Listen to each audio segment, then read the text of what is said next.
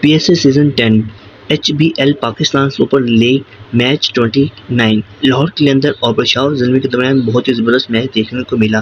اگر ہم بات کریں تو یہ میچ صرف 213 اووروں کا ہی تھا، کیونکہ بارش کی باعث میں یہ میچ 13 اووروں کا کرایا گیا۔ لاہور قلندر نے پہلے بیٹنگ کرنے کا فیصلہ کیا۔ لاہور قلندر نے پہلے بیٹنگ کرتے ہوئے 149 رنز میں 8 وکٹوں کے نقصان پہ فخر زمان نے 60 رنز میں 36 بالوں پہ اور نعیم نے 22 رنز میں 10 بالوں پہ، آصف علی نے دھواں بیٹنگ کی، صرف 6 بالوں پہ انہوں نے 18 رنز کیے۔ لاہور قلندر نے یوں ٹارگٹ دیا 150 کا۔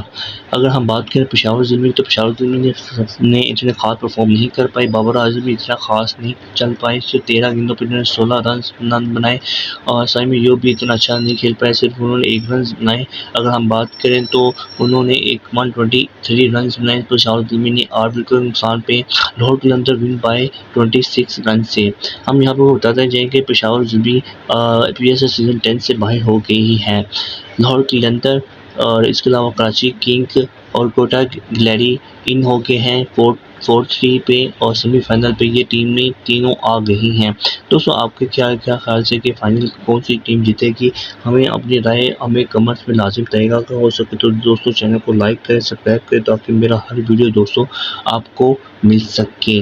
دوستو تب تک اجازت دیں، دعا میں یاد رکھیں، اپنا خیال رکھیں۔ اللہ حافظ۔